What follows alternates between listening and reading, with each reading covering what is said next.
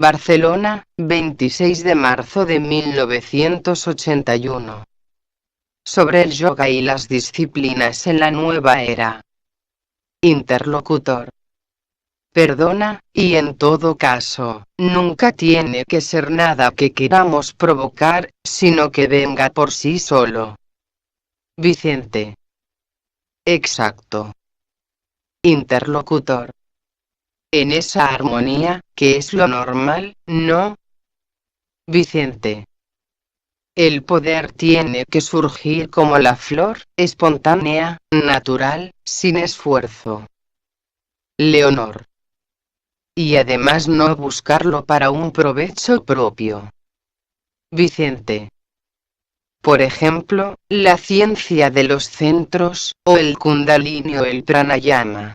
Hoy día, esto lo dice el maestro tibetano, no lo digo yo, el único yoga que es permitido a los discípulos es el Raja Yoga y, para los discípulos avanzados el Agni Yoga, que es el que más nos interesa, el Agni Yoga, para los que ya no están contentos porque la mente llega a un límite y más allá de la mente empieza el Agni Yoga.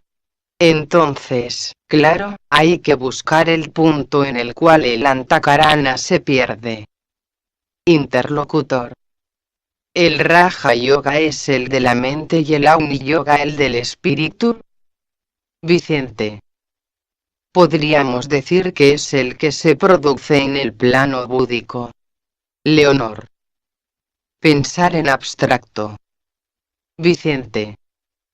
Exacto. Es decir, que ya el pensamiento ya no te conlleva. Está en las últimas etapas, estás creando el antakarana, porque tienes una meta y cuando llegas a esa meta te das cuenta de que es una ilusión, entonces, cuando te das cuenta de que hay una ilusión al final del antakarana, el antakarana se disuelve. Pero se disuelve de una manera que tú lo puedes recuperar cada vez que estás en meditación. Pero claro, cada vez que penetras en los primeros subplanos del plano búdico el antakarana se pierde y te encuentras en un terreno virgen, en un país completamente desconocido, en un sendero no hollado por pie alguno.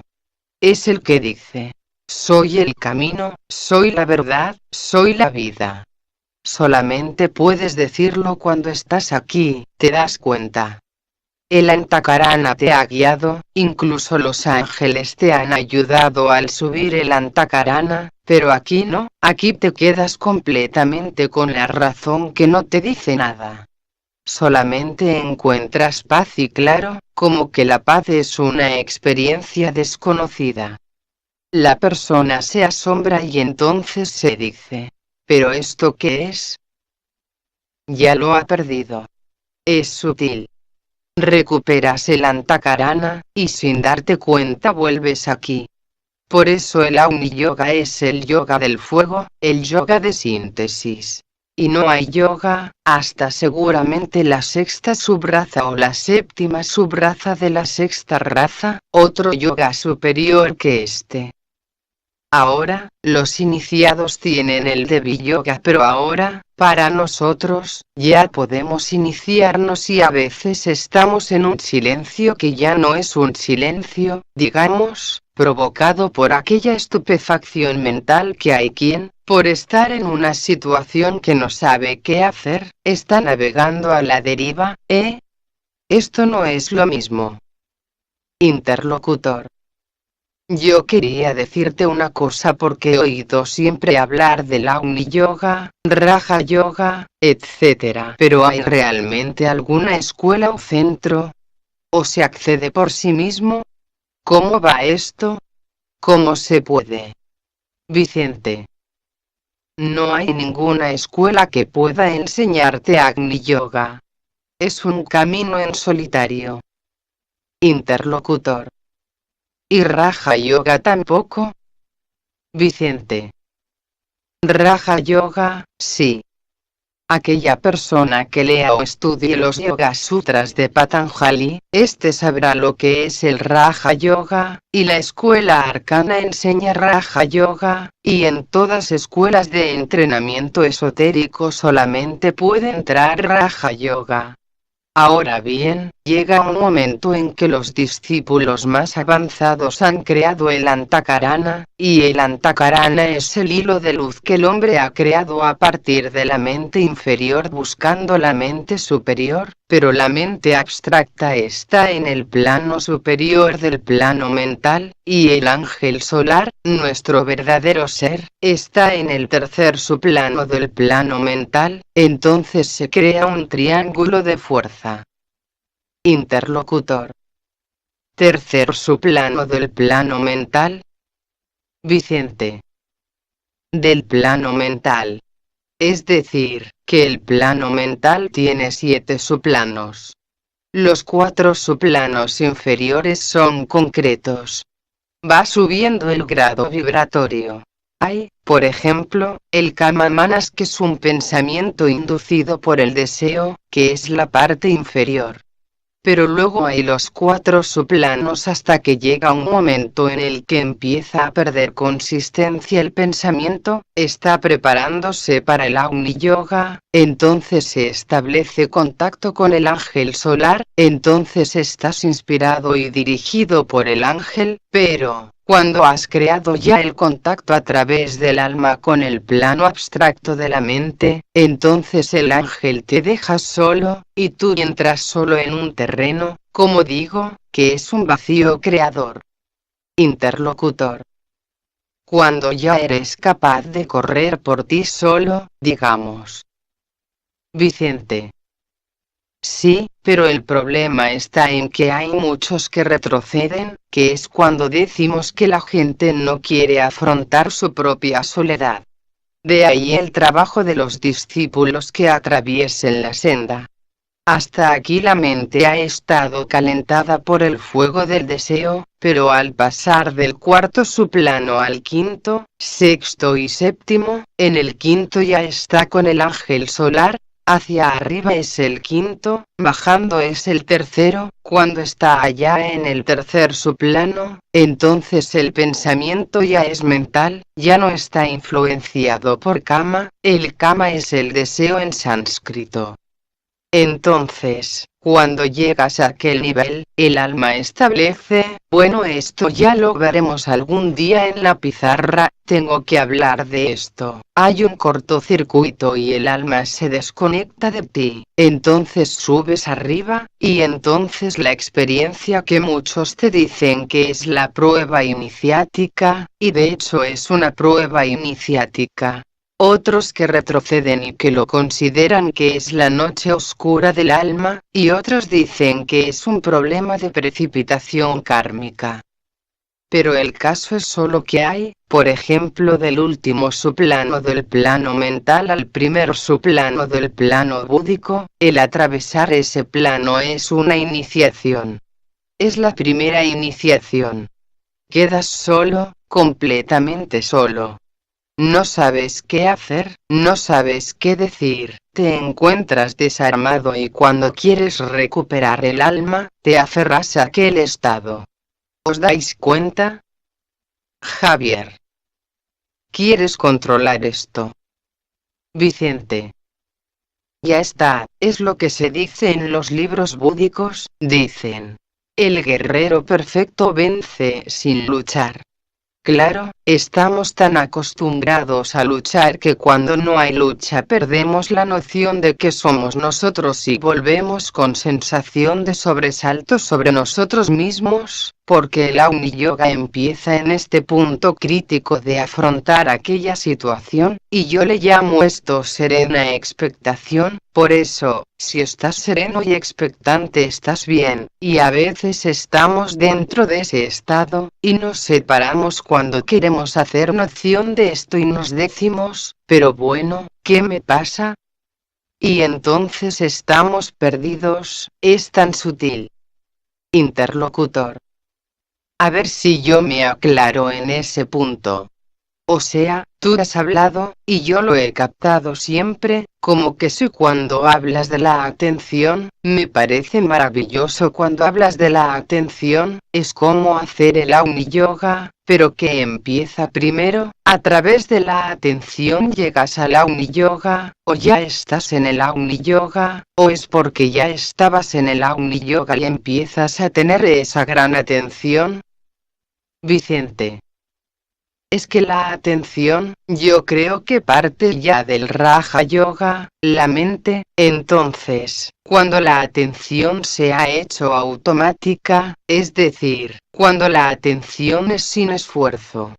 Mientras haya esfuerzo hay disciplina, y si hay disciplina no puede haber Auni Yoga porque el Auni Yoga es la cesación de la disciplina. Ahora bien, ¿cómo se desarrolla un órgano? Por el esfuerzo. Bien, entonces hablo de la atención como un esfuerzo preliminar para alcanzar los primeros estados de Agni Yoga, entonces se produce un silencio expectante y ya estamos, sin darnos cuenta. Ese es Agni Yoga. Javier. Perdona, quisiera completar tu pregunta diciendo que existe una realidad sobre la enseñanza del yoga, si lo que ellos consideran como Auni Yoga es un conocimiento que está ocultamente repartido entre los libros que han aparecido, y que viene a decir en síntesis que es como el yoga del fuego. Ellos lo recogen también un poco quizás de acuerdo con el maestro tibetano, en el cual viene a ser como el yoga de la expansión del corazón. Ellos de alguna manera intuyen que el corazón será receptivo en una escala superior de la espiral a un concepto nuevo de amor que será el que vendrá a explicar de alguna manera el avatar de síntesis, o sea, posiblemente viene a ser todo lo mismo. Vicente. Sí, Javier. Que el antakarana esté entre la cabeza, el corazón, el alma. Vicente. Sí, te entiendo. Javier. Entonces, se escapa en cuanto dices que nadie lo enseña. O sea, enseñan lo preliminar, el cuaternario inferior. Vicente. Sí, bueno, enseñan lo que puede ser enseñado. Leonor. Entonces, cada uno tiene su propio libro. Vicente. Además, fijaos bien, el corazón tiene 12 compartimentos, esotéricamente hablando.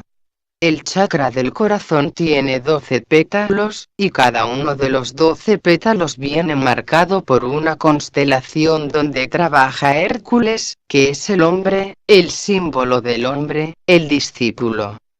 Hércules es el discípulo perfecto que ha sido perfecto en cada una de las constelaciones del zodíaco, o de los signos del zodíaco. Fijaos bien, si empezamos a iniciarnos en la atención, cada cual según su propio signo astrológico, la atención del cuarto rayo varía sensiblemente de acuerdo con el del segundo, entonces, sintetizando, Agni Yoga es el yoga del corazón, es el yoga de síntesis, es el yoga de fuego, porque el único que tiene una antorcha para quemar esas cosas es Hércules, es el discípulo interno cuando ha creado el antakarana. Por eso cuando se ha creado el antakarana se produce un silencio expectante. Cuando hablamos de esos temas, entonces, cada cual, según el sol donde está el día que nació y según su ascendente, elabora ya el nivel de la atención hacia dos cosas. Primero, equilibra dentro de sí el sol con el ascendente, se crea una síntesis. Hasta aquí había una discusión, porque siempre que hay un esfuerzo y una lucha es que el sol del nativo está luchando con su propio ascendente. Hay veces que es su propio opuesto, hay veces que es complementario, a veces es igual, pero que en todo caso siempre llega a un ajuste de energías entre el sol y el ascendente, hablando en términos astrológicos. Yo no sé astrología, pero lo veo claro. Entonces, el proceso es que la atención, de la cual estamos hablando, cada vez que nos ponemos en atención y estamos en silencio, eso es porque el ascendente y el sol se han puesto de acuerdo, no hay lucha. Y siempre que hay lucha en el discípulo, en el iniciado, porque hasta la 3 iniciación hay lucha, o en cualquier aspirante espiritual o en la gente corriente, es porque hay una discusión, hablando esotéricamente, entre el sol y el ascendente, que es su opuesto en este caso, o es su complemento cuando están muy unidos, porque puede ser el equilibrio perfecto. Entonces, cuando llega el nativo, vamos a hablar en términos astrológicos, hacer una atención tan formidable que unifique, que restablezca el equilibrio entre el signo dentro del cual has nacido, entre el día que has nacido y la hora en que has nacido, se está creando una síntesis. Se llama también de síntesis este yoga, se va a hacer un buen trabajo dentro del corazón. Es uno de los trabajos de Hércules. Si en una sola vida lo terminas, pasas al segundo signo, y tienes que dar 12 vueltas al zodíaco de tu propio corazón, que es la representación simbólica de las 12 constelaciones zodiacales. Fijaos bien, vamos a buscar ejemplos: las 12 constelaciones del zodíaco, los 12 hijos de Jacob, las 12 constelaciones siderales que están unificadas en los 12 pétalos del corazón, tenemos los 12 discípulos de Cristo, Cristo en el centro. El centro es el chakra final, es el loto en el corazón, es el loto en el centro del corazón. Javier. Y luego 12 veces 12, hacen 144, que es la suma total de los pétalos. Vicente. Y la suma será 9, seguramente. El 9, que es el número del hombre. Has dicho una cosa de iniciados, sin darte cuenta, porque el símbolo es lo que demuestra que una persona que está. Leonor. Seguramente la voracidad con que se come es tanto más importante que la misma comida, porque es como el deseo. Interlocutor. Pero discutía con usted que decía que esto ya estaba superado, que ya la comida no influenciaba para nada en la espiritualidad del hombre o en la evolución de esa espiritualidad, pero yo creo que sí, que debe influenciar. Una persona que no coma nada más que carne, charcutería y tal, no puede tener la misma evolución espiritual que una persona que come una alimentación más equilibrada, ¿o no es así, y está realmente superado? Vicente. Bueno, es que resulta una cosa, que una de las presentaciones de la jerarquía para esta nueva era no da importancia a lo trascendido, a lo que se considera trascendido en el discípulo. Por ejemplo, antes era obligado que el discípulo fuese estrictamente vegetariano, que se sujetase a ciertas disciplinas, y obedeciese finalmente al maestro, entonces tenía que hacer los votos, que todavía están imperando en las religiones, qué duda cabe, son el testimonio de que aquello se acepta como una virtud para la persona. Pero la presentación para la nueva era, exige otra cosa. Exige una adaptación al ritmo incesante de la vida porque vienen energías cósmicas que jamás vinieron al planeta. Precisamente se habla de una estrella de la cual solamente se sabe en los registros acásicos y solamente se sabe, precisamente, en las reuniones jerárquicas de los ashramas de la jerarquía, de una estrella capital para la evolución de nuestro mundo que proviene precisamente de la constelación de Acuario, de una estrella definida que entrará dentro de nuestro sistema. Es decir, que el logos que dirige esa estrella y que puede tener una vinculación kármica con nuestro logos solar y con nuestro logos planetario. Interlocutor. Astrológicamente aún no se ha descubierto esa estrella. Vicente. Sí, es una estrella de la constelación de Acuario. Leonor. La clase de influencia que ella tiene se puede decir. Vicente. Es que se habla muy vagamente de esta estrella, porque en los círculos iniciáticos que no se puede especular, porque pienso que en esta nueva era será una de esas estrellas que heredará la noción esotérica de la nueva astrología, de la simbología. Habrá una unificación entre la astrología normal, la corriente, la astrología esotérica y la astrología ashrámica o jerárquica.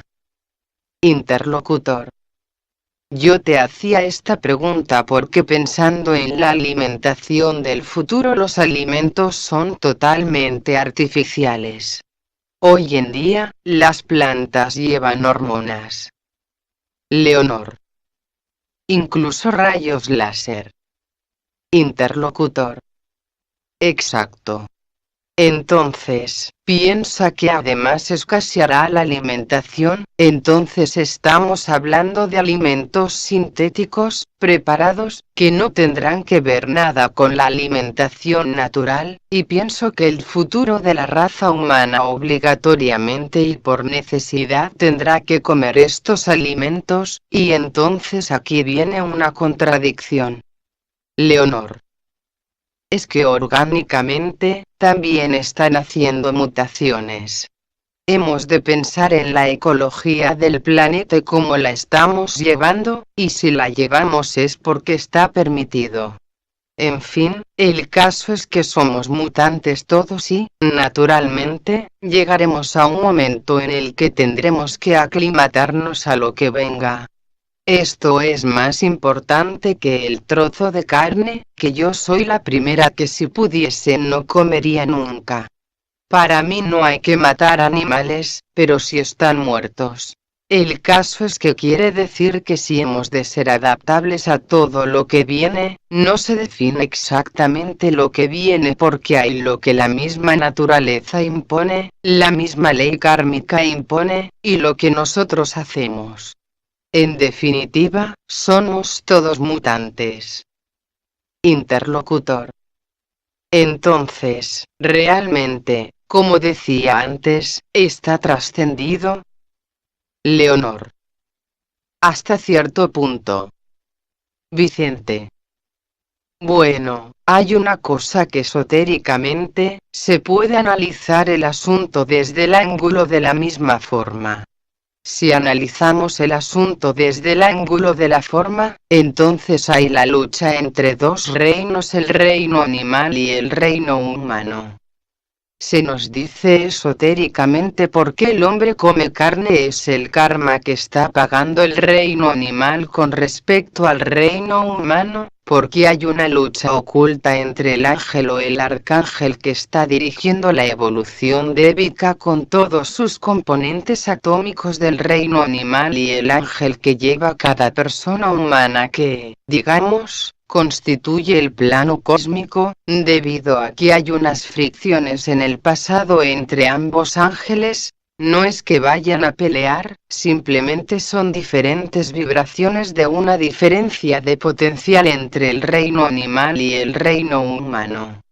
No nos comemos ningún gato, ningún perro, ningún elefante, ningún animal superior, pero cogeremos animales inferiores, los pescados, por ejemplo, porque estos aún están pagando la deuda kármica. En cambio, los animales superiores han pagado su deuda kármica con el ser humano y están cerca de él. Y el hombre está iniciando a los animales, y como los maestros que somos sus perritos están iniciándonos a nosotros.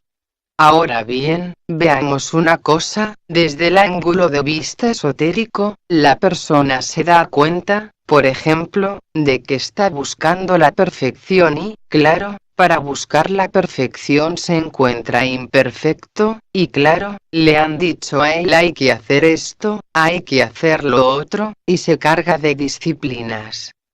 Una de las disciplinas favoritas es la alimentación, pero no hay peor especie de persona que sea, por ejemplo, contraria a la ley esotérica, que los naturistas acérrimos, dogmáticos, que no saben hablar nada más que en términos del estómago, yo digo hablar un poco más con el cerebro.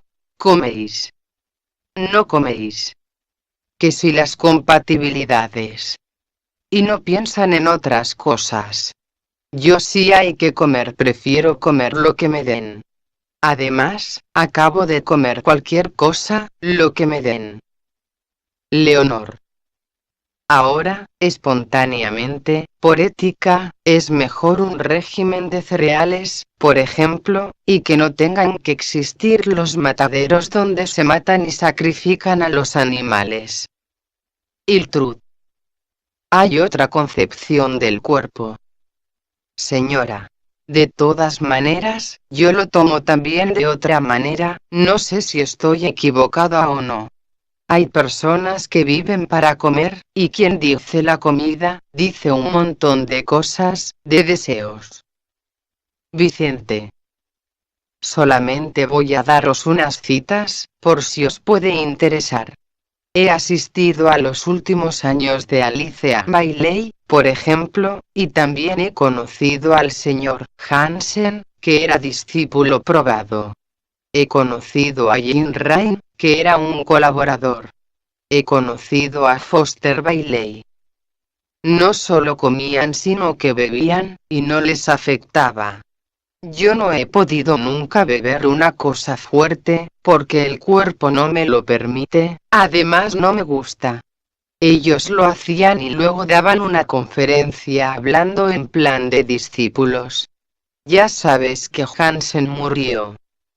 Interlocutor. ¿Y Jean Rain también murió? Vicente. Murieron todos. Señora. No, si no es por crítica. Vicente.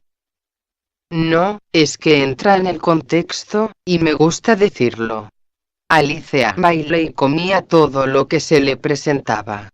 Madame Blavatsky, por su propia sensibilidad, tenía que comer, beber y fumar, y la gente no comprendía que un ser que tiene cierta iniciación tiene que hacer cosas extravagantes para poder mantenerse, para no salir disparado, porque los poderes que tenía se le escapaban por su piel, entonces tenía que tener un equilibrante para que no dejara la materia que constituye su cuerpo.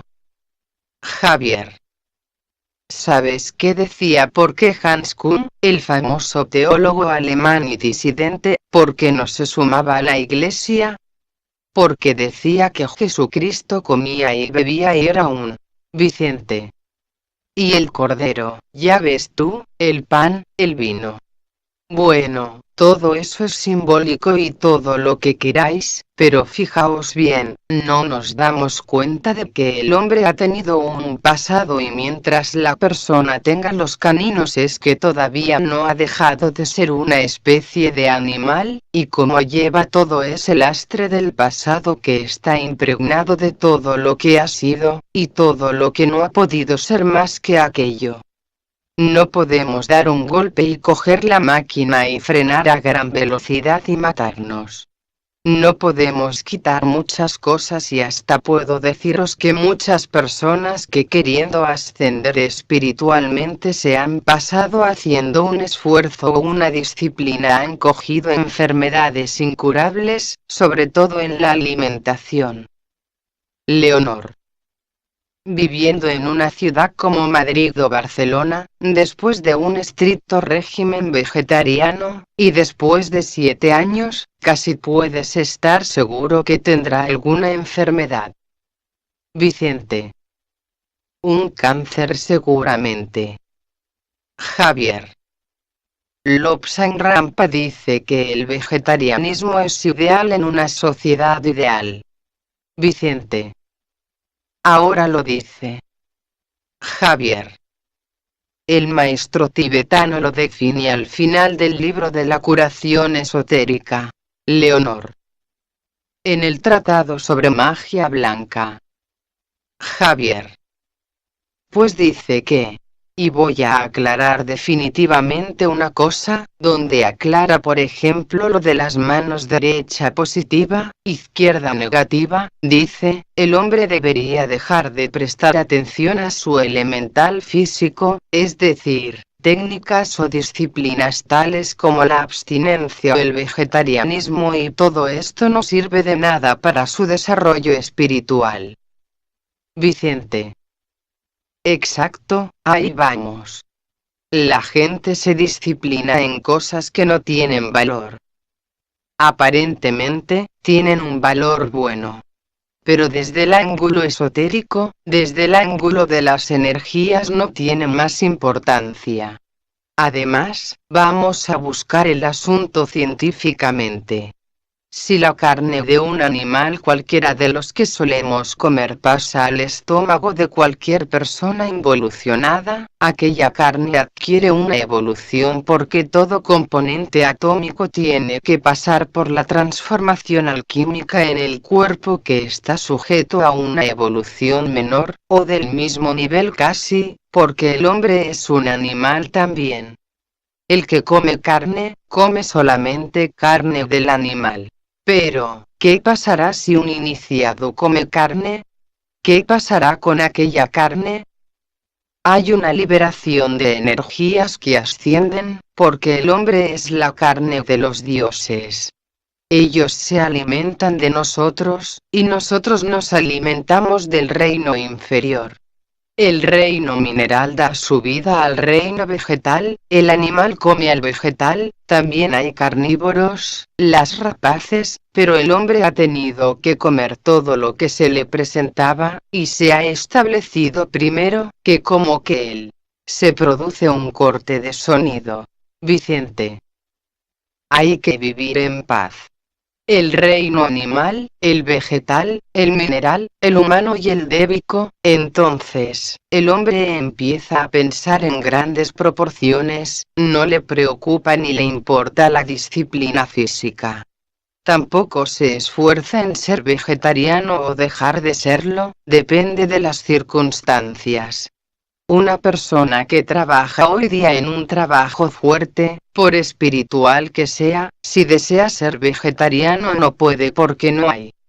Primero, que la contaminación ambiental ha contaminado a los vegetales, está contaminado también el animal, así es que tenéis que comer lo que hay. Si tú quieres prana, como el prana también está adulterado, así es que te encuentras en un conflicto tan potente que dices: que sea lo que Dios quiera, y lo que interesa es que vea clara la verdad. Y cuando la persona ve clara la verdad, entonces lo otro no tiene importancia, y es cuando reconoce que se le presenta una oportunidad que necesita para su propia evolución. Y estamos aquí, por ejemplo, estamos en la meditación, y estoy seguro que en las meditaciones que tenemos aquí estamos protegidos por los devas superiores y por elementos de la jerarquía. Tenéis que daros cuenta de estas cosas y estar con la mente clara y serena, que no estamos solos, porque Cristo decía: cuando estén 2 o 3 en mi nombre, yo estoy con ellos. Y es la verdad. Es una profecía que se puede extender a todos los grupos del mundo, siempre que tengan buena voluntad. Ahora, si se reúnen los de la logía negra para matar a gente, no estará Cristo allí o la presencia de Dios. Pero teniendo todas esas cosas, llega un momento en que no se debe preocupar de lo que se coma o lo que se beba. Dirá: es tu problema, es tu karma. Si estamos entrando en un peldaño superior, tú ya eres responsable de tus propios actos.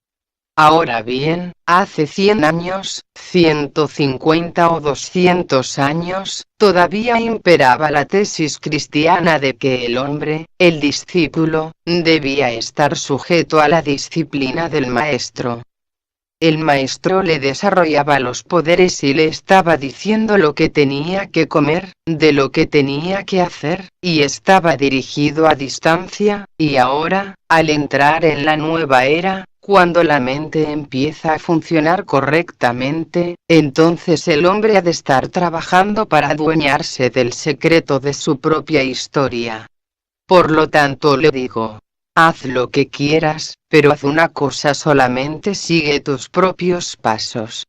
Hablo del reino humano, no hablo del reino vegetal o mineral, hablo del reino humano, porque si tú estableces armonía, habrá armonía en los demás reinos porque son los escalones o los peldaños de la escalera de Jacob ascendiendo hacia arriba. Además se dice otra cosa. El discípulo asciende a la liberación, pisando los cadáveres de sus hijos muertos. Y tenemos un pasado muy animal. Porque el hombre se comporta de una manera antisalvaje, porque el animal salvaje debe seguir un ritmo natural, el hombre no es natural. Y hablo de la masa humana. Todavía hay naciones que se llaman cultas y civilizadas y están luchando por un pedazo de territorio o se meten con otras naciones, que quieren imponer allí su modo de ver las cosas, lo cual es antinatural, lo cual no te lo hará ningún animal salvaje. Este se limita a decir, aquí estoy yo.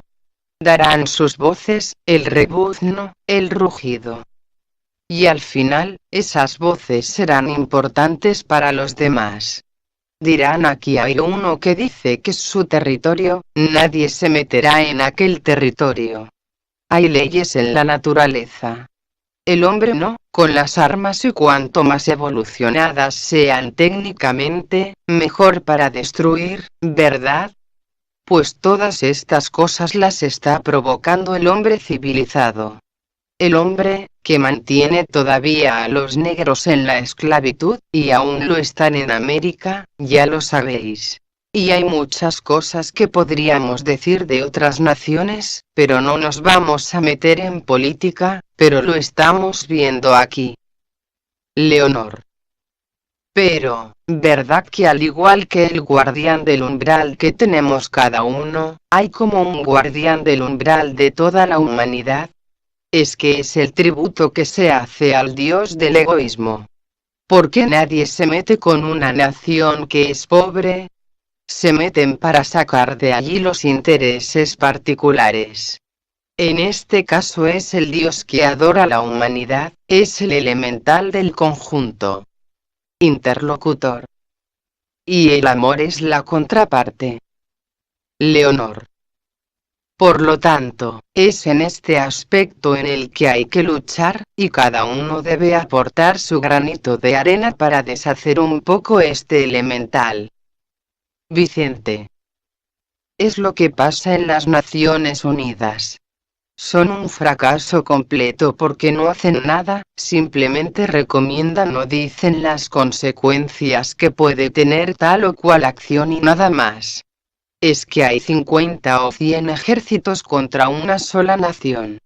Fijaos bien, una cosa que está repudiada por la jerarquía, el derecho al veto que tienen 3 o 4 naciones, Rusia, Estados Unidos, Inglaterra, Francia y China. Daos cuenta de que aunque todas las naciones digan que sí, y una sola diga que no, es suficiente. Esto va contra todas las leyes de la democracia. Javier.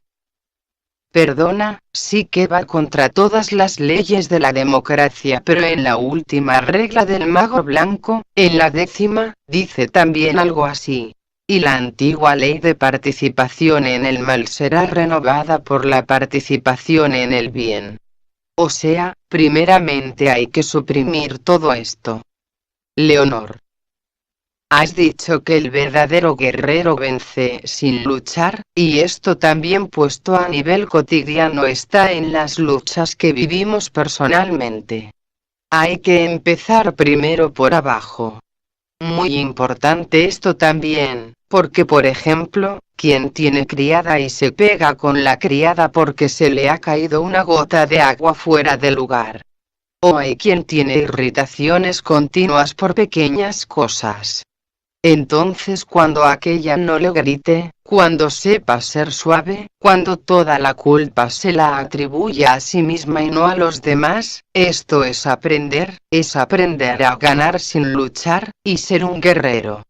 Pero, generalmente, ni pensamos en nuestro carácter, ni pensamos en nada de nuestra evolución.